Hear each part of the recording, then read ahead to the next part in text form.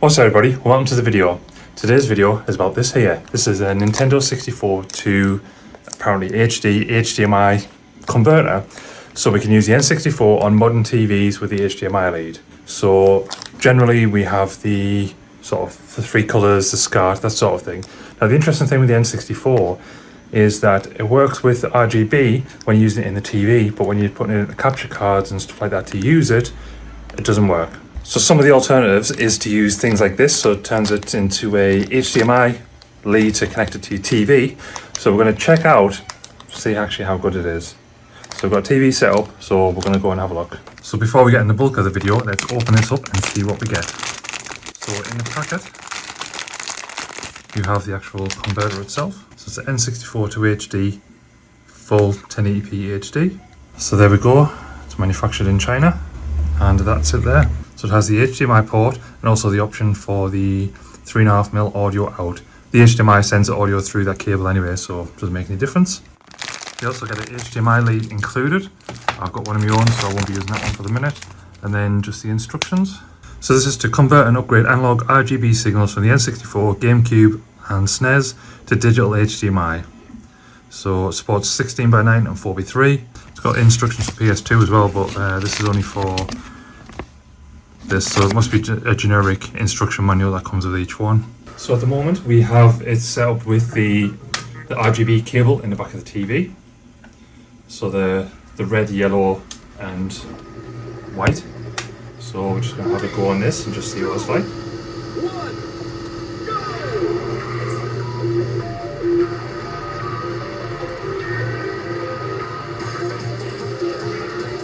So this actually sort of nearly fills the screen. There's a little bit of a thing to the left hand side, a little black bar, a little bar at the top.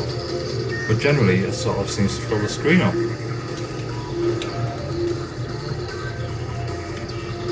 Looks okay as well, a bit blocky, but not too bad.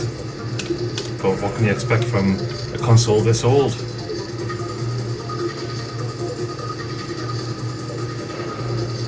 Misjudge that.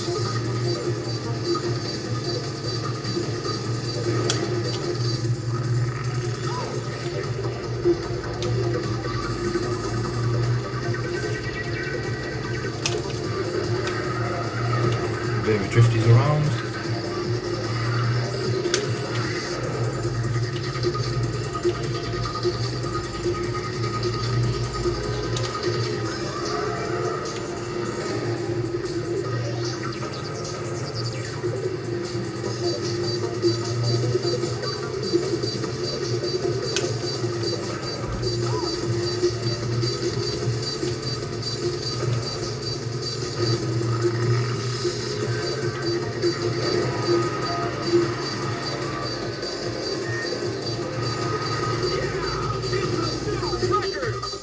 So that's one lap done.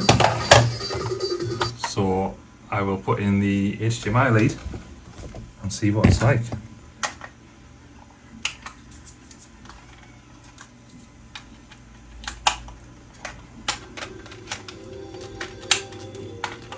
So there we go, console back on, games all loading up.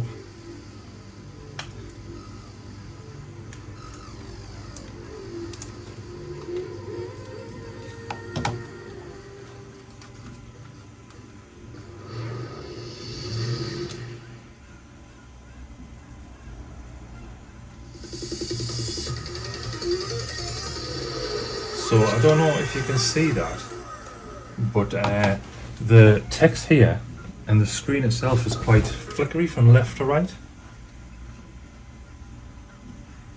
And again on this it's sort of like there's some definite movement.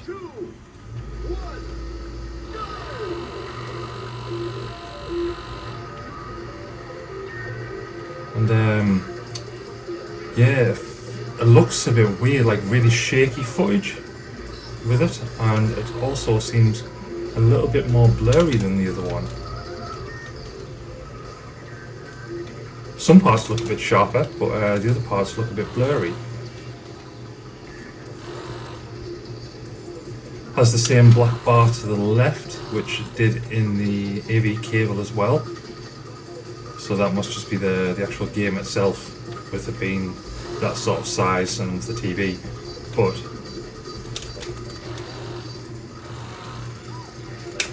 I think it's a little bit brighter than the AV cables.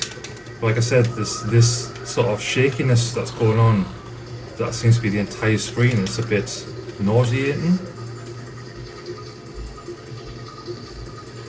Like when you're just driving along there, when you're still, it seems to be like your car's shaking and the actual screen's shaking. So if I look to the top right there now where it says rank 09, like that text is shaking from left to right. Whereas on the AV cables on the back of the TV, it wasn't doing that.